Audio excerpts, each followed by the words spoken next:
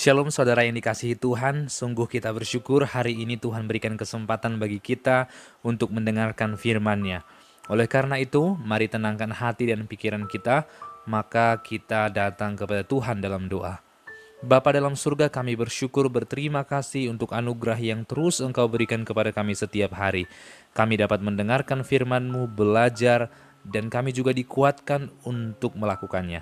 Oleh karena itu tolonglah kami Tuhan, karena tanpa pertolongan-Mu kami tidak akan dapat melakukan apa-apa yang baik dan benar. Dalam nama Yesus Kristus kami bersyukur dan berdoa. Amin. Firman Tuhan hari ini diambil dari Ibrani pasal yang ke-10, ayat yang ke-23. Marilah kita teguh berpegang pada pengakuan tentang pengharapan kita, sebab Ia yang menjanjikannya setia. Sebuah ayat yang sangat singkat, tetapi sesungguhnya ini merangkumkan semua kisah kesetiaan Allah. Jikalau kita membaca ayat-ayat sebelumnya, maka seorang penulis dari kitab Ibrani ini sedang mengatakan kepada setiap orang yang dia sebut sebagai saudaranya untuk tetap bertekun dalam Tuhan. Yesus yang mati dan bangkit itu telah memenangkan peperangan, yaitu antara dosa itu dengan dirinya.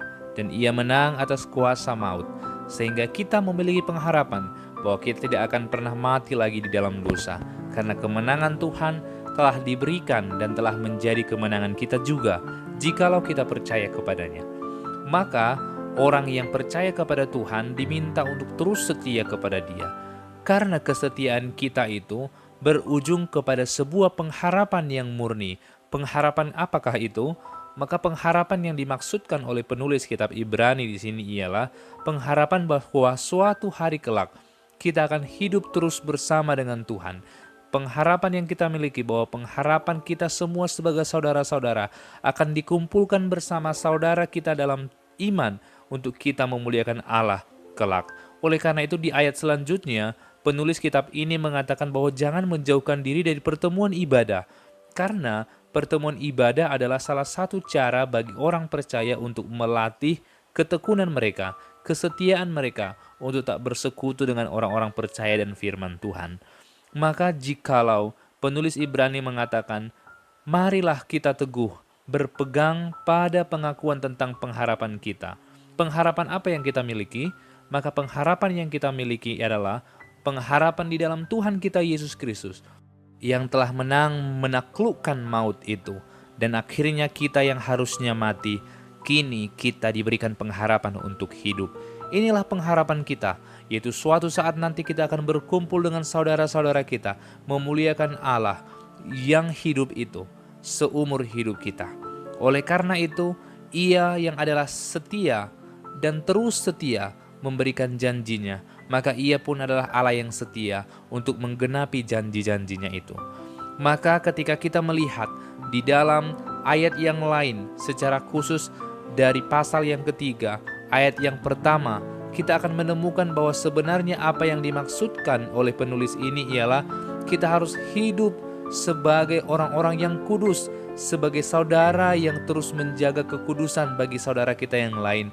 Karena kita adalah orang-orang yang dikuduskan, dan kita adalah orang-orang yang dipanggil mendapat bagian dalam kerajaan surga. Maka kita harus memandang kepada Yesus yang adalah imam kita, yang setia, yang terus menopang hidup kita.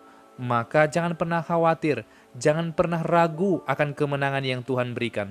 Peganglah tangannya, sebesar apapun keluh kesah kita, sebesar apapun kesalahan kita di masa lalu. Jikalau kita sungguh-sungguh bertobat, Yesus berkata Ia adalah setia, setia akan menerima kita, setia akan mengampuni kita, setia akan membawa kita kepada kerajaan-Nya. Namun, ada satu hal yang harus kita waspadai, yaitu jangan sampai kita meninggalkan dan memalingkan wajah kita daripada Tuhan. Karena Tuhan berjanji akan dekat kepada setiap orang yang terus dekat kepada Dia, dan Dia akan jauh kepada orang yang jauh dari Dia. Oleh karena itu, inilah janji Tuhan dan pengharapan bagi orang percaya. Apa yang menjadi kendala terbesarmu saat ini untuk percaya kepada Tuhan, tinggalkanlah itu.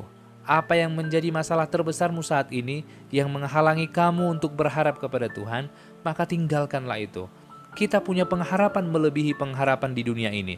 Mungkin banyak orang yang khawatir akan apa yang mereka makan besok, akan apa yang akan menjadi masa depan mereka beberapa tahun kemudian. Tetapi ada harapan yang lebih besar dibandingkan pengharapan yang kita miliki di dunia, yaitu pengharapan akan persekutuan kita bersama dengan Tuhan dalam kekekalan nantinya. Maka maukah kita berharap kepada Tuhan yang hidup, atau maukah kita terus menaruh pengharapan kita kepada Yesus yang menang itu?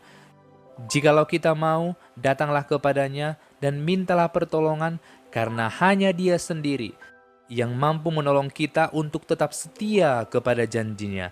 Tuhan Yesus telah mati, Ia telah bangkit. Percayalah, kita punya masa depan yang cerah bersama dengan Tuhan dalam kekekalan. Kiranya Tuhan menolong kita.